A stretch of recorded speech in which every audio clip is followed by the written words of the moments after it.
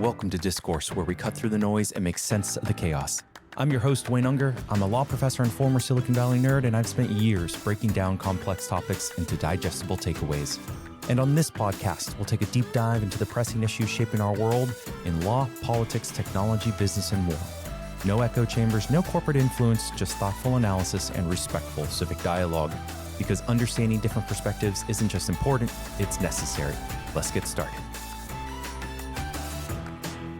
All right, welcome back to Discourse. I'm your host, Wayne Unger, and we are recording today's episode, or at least the bulk of it, on Wednesday, November 26th at 3 p.m. Now, I note on this episode that we will feature a special guest. The former U.S. Attorney for the District of Connecticut, Vanessa Avery, will be joining us. But we recorded the interview with Vanessa Avery on Tuesday evening, just as the end of the workday neared, and we had the chance to digest exactly what happened in the James Comey and Letitia James cases. What did the federal district court rule? And what does that mean for the future of those cases? You might recall at the end of September that the Department of Justice sought and obtained 2 indictments against 2 individuals who are generally perceived to be political enemies of Donald Trump and his administration. The first case was against the former FBI director, James Comey, and the second case was against the sitting New York State Attorney General, Letitia James. Now, in those cases on Monday evening, short of close of business, the court ruled that both indictments against James Comey and Letitia James ought to be dismissed because the sitting attorney for the Eastern District of Virginia was unlawfully appointed. We'll break that down, and that is why I invited a former U.S. Attorney, Vanessa Avery, to discuss exactly what happens because, of course, who better to discuss the legal authority of a U.S. attorney than a former U.S. attorney? Now, Vanessa is a partner at McCarter and English, and like I said, she served as the U.S. Attorney for the District of Connecticut. So with that, I welcome, and please join me in welcoming Vanessa Avery to the podcast. Thank you for having me. So let's just recap for our listeners the procedural history of these cases. We had the interim attorney for the District of Eastern District of Virginia. There we go. I said it right that time. And he stepped down, and Trump appointed, his Attorney General appointed Lindsay Halligan, who, as many news reports have reported, has no prosecutorial experience. She comes from an insurance law background, and she secured the indictments against the former FBI director, James Comey, and Letitia James. Now, these particular defendants challenged the mere indictments themselves. And what we got yesterday was a ruling from the court on the indictments. And in short, ladies and gentlemen, the court dismissed the indictments against James Comey and Letitia James. Now, part of this case all stems from the president's ability to appoint principal and inferior officers. And that includes U.S. attorneys across the country. But for inferior officers, the language of the Appointments Clause also provides that Congress may, by law, vest the appointment of inferior officers in the president alone, in courts of law, or in heads of department. And that's relevant when we get into the nitty and gritty of these indictments. So with that background out of the way, Vanessa, turning to you, what happened in the Eastern District of Virginia? And Lindsay Halligan, the insurance attorney, how did she come into the role exactly? Sure. On January 21st, Attorney General Pam Bondi appointed Eric Siebert as the interim U.S. Attorney for the Eastern District of Virginia. That began his 120-day period of serving in the role. And his time expired May 21st of 2025, at which point, or prior to that point, the district judges in the Eastern District of Virginia appointed him under their authority, Section 546D, to continue in the role as an acting U.S. attorney. At some point thereafter, Mr. Siebert informed colleagues of his resignation because he had expressed some concerns to senior Department of Justice officials about whether or not charges should be brought against former FBI Director James Comey and Attorney General for New York, Letitia James. After his resignation became effective, Attorney General Pam Bondi then decided to appoint acting U.S. Attorney Lindsay Halligan into the role. And then it was Lindsay who sought the indictments of these two defendants. Is that right? That is correct. Okay. So that sets the stage. So Lindsay steps into this role. Attorney Halligan steps into this role as interim or acting U.S. Attorney for the Eastern District of Virginia. Now, in your opinion, Vanessa, what stands out to you regarding how these cases were brought and how these indictments were obtained by Halligan? What stands out to me is the extraordinary nature of the indictments in the first place. There are longstanding principles of federal prosecution, which, in a nutshell, say that decisions to indict or not indict individuals should be based on the law as applied to the facts and the evidence in a particular case, not based on any particular political decisions, certainly. And so some of what we are seeing, not only in the Eastern District of Virginia, but across the country, violate longstanding Department of Justice principles about nonpartisanship and focusing on the facts and evidence. There's a saying that we make decisions at the Department of Justice without fear or favor. And so what we're seeing is a huge departure from that. So in these cases brought against these defendants, and they're not the only ones, right, that have been targeted by the Trump administration and Bondi's Department of Justice. Well, granted, this is the Defense Department, but just yesterday it also broke that Senator Mark Kelly of Arizona is now the target of an investigation by the Defense Department. And it's the Defense Department because he's military or, well, retired military. And so they're looking at applying the military code to him. So this isn't the first time of putting some political pressure on prosecution and investigation, right? That's right. We saw similar things in other cases as well. And if I remember correctly, Halligan kind of brought these in a rushed manner. And specifically the Comey indictment. Comey's indictment came first. James's indictment came second. But what was the reason for Halligan kind of rushing, and really the Justice Department and Bondi and Trump rushing to get these indictments done for Jim Comey's case? Right. So for Director Comey's case in particular, the department was up against a statute of limitations concern. With regard to his case, he was charged with making false statements and obstruction of justice. And in both of those cases, there's a 5-year statute of limitation that applies. And the facts that formed the basis for that indictment happened in 2020. In 2020. So once that 5-year mark hits, then the Justice Department effectively is barred from bringing any criminal charges against or seeking an indictment against the former director. Right, exactly. And that particular date was September 30th of 2020. And so at the time, U.S. Attorney Halligan was pursuing the indictment, and the day that she brought the indictment or purported to indict him, that date was September 25th, 2025. Just 5 days before the expiration of the statute of limitations. I see. So in that way, we go off that September 25th date, and she managed to get the indictment, get the case before a grand jury, secure the grand jury indictment, and avoid that statute of limitations issue. Right. At the time, that's what she thought, and that's what the department thought, that they made it in the nick of time with 5 days to spare. Now the case goes to a court, goes to a judge, and both defendants, Director Comey and Attorney General James, moved to dismiss the indictments. So what were their arguments regarding the lawfulness of Halligan's appointment as the U.S. attorney? That her appointment was unlawful and improper, and therefore everything she did was rendered unlawful and improper. At the top of the episode, we mentioned the appointments clause, how the president of the United States has the ability to appoint all principal and inferior officers of the United States government. And U.S. attorneys, I believe, are considered inferior officers. And I think in general, we may dislike that term, but that nonetheless is the term that we use in the law.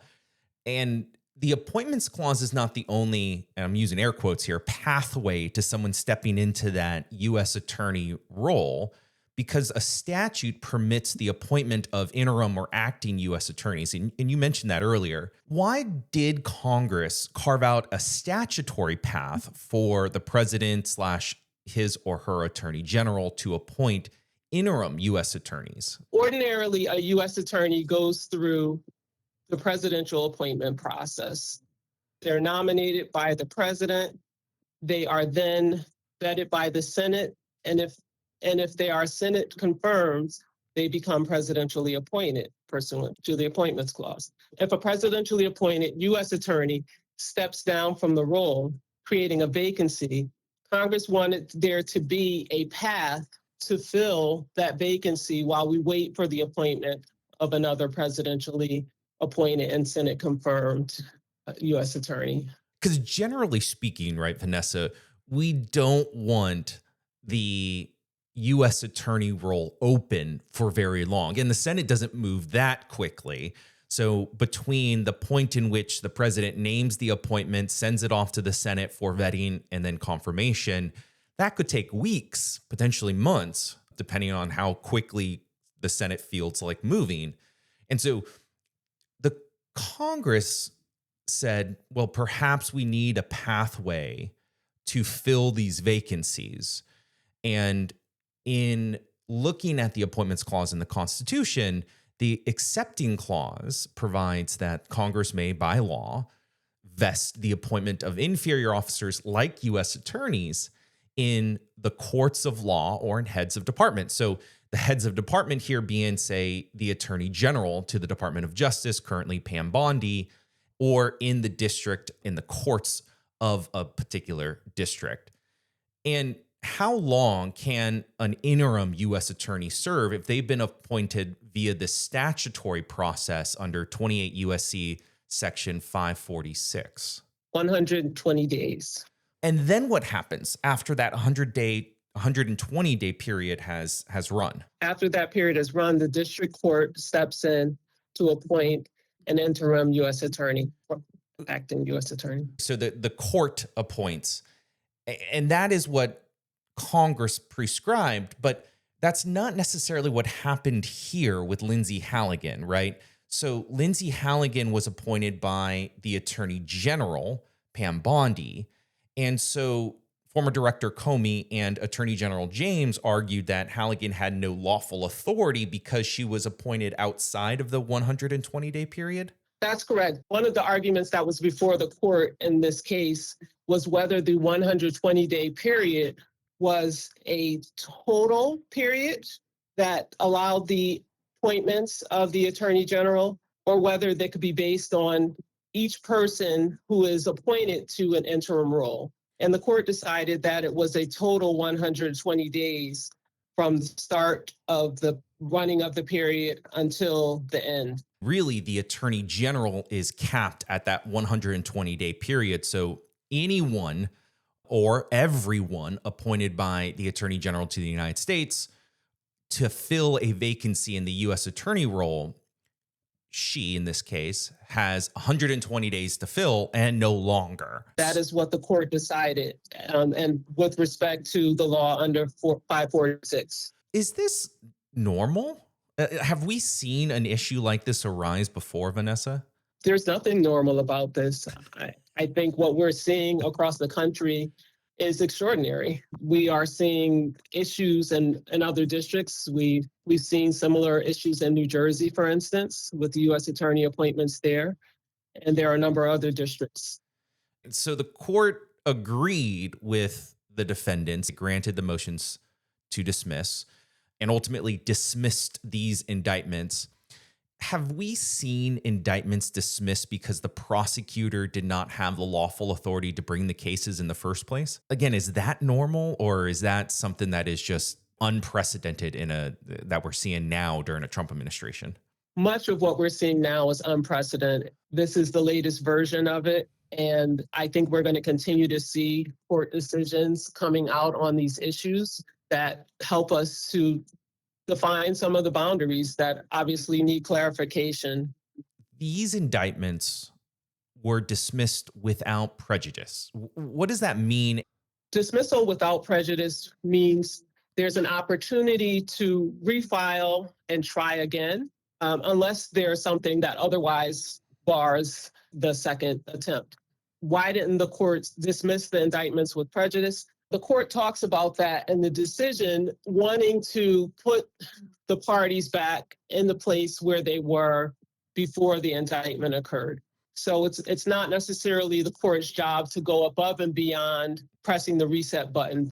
The Department of Justice has, and including the White House, actually, the White House and the Department of Justice has said publicly that they intend to appeal the dismissals. That's certainly one option. You mentioned earlier about they could, because it was dismissed without prejudice, they could go back and get another indictment. What are the department's options at this point? Appeal and seek a subsequent indictment? They could certainly try, but in this case, with Director Comey in particular, there's the statute of limitations concern. This court actually dropped a footnote to discuss that.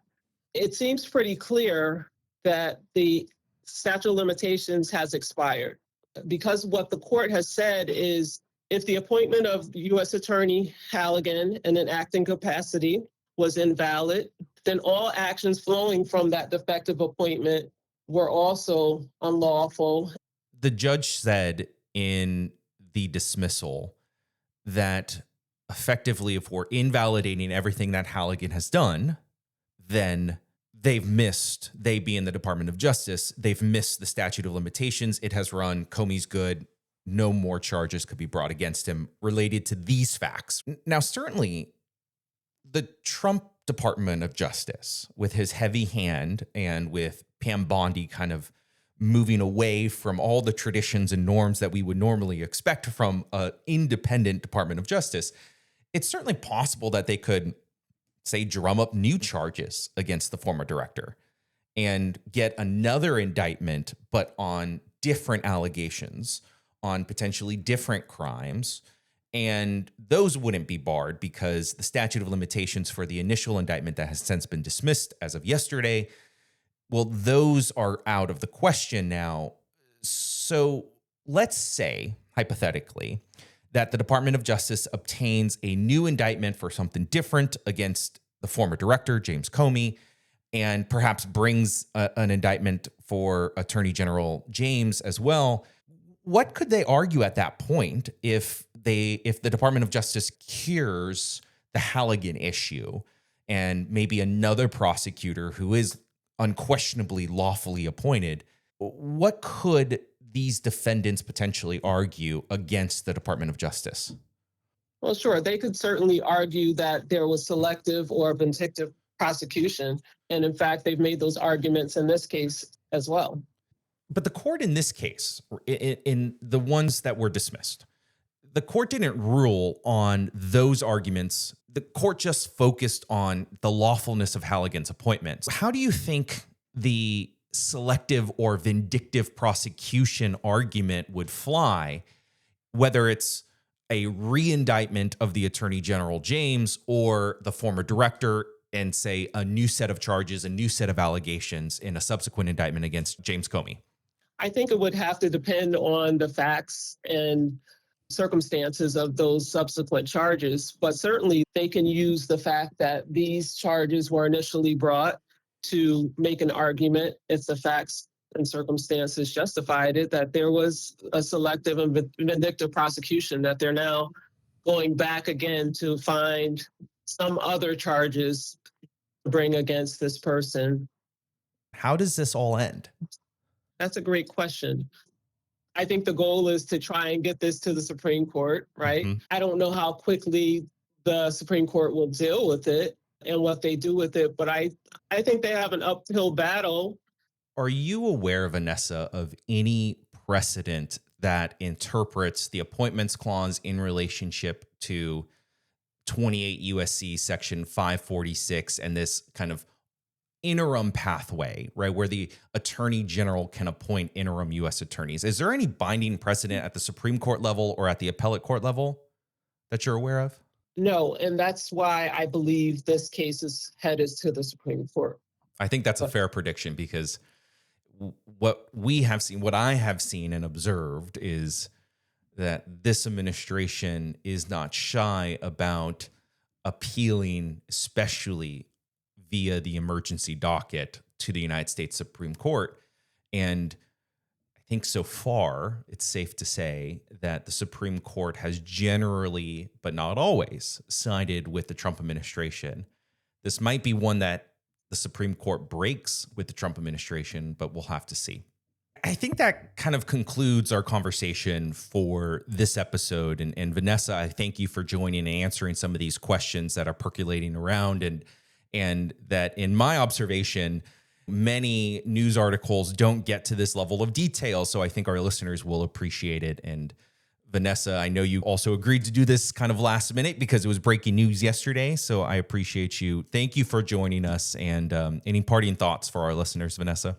Thank you again for having me. I appreciate that your listeners are trying to keep up with this information, which certainly for law students and those of us who are practitioners, these are extraordinary times, and extraordinarily interesting times, but also extraordinary scary times in some respects when you think about boundaries that have been anticipated for a long time now suddenly disappearing and changing. I mean, I say this frequently, and I'll say this at the beginning of my classes next semester when I teach constitutional law, and this will be the final thought for my listeners for this episode, which is, if there is one thing about a Trump administration, is that from a constitutional law perspective, we get a lot of these lingering questions that we've never really had an answer to because we've never needed to answer them before. We get these questions answered by the Supreme Court. Case in point, like any criminal immunity for current or past presidents. Never thought we would have to answer that question, but nonetheless, we now have a precedent on it. So, Vanessa, thank you so much. And to all of our listeners, thank you for joining us once again. You can catch Discourse wherever you get your podcasts. And as a breaking news announcement here, we are now posting several episodes, not every episode though, on YouTube if you want to watch what goes down here at Discourse. So thank you all for joining us, and we'll see you next time.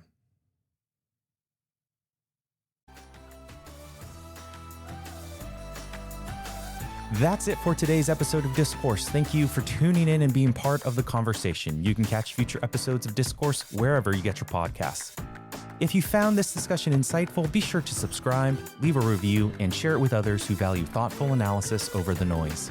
You can also join the conversation by visiting discoursepod.org and following me on X and Blue Sky at Prof. Unger for more insights and updates. Until next time, keep thinking critically, stay curious, and engage with respect. We'll see you soon. Discourse is a commentary podcast for informational and educational purposes only. It does not constitute professional advice or legal advice. The opinions expressed are solely those of the host and any guests, and do not reflect the views of any employer, institution, or organization. This podcast is not journalism and does not adhere to journalistic principles. It offers analysis, opinion, and discussion on current events, but should not be relied upon as a news source. Listeners should consult qualified professionals for legal or otherwise expert advice specific to their situation. Thanks for listening.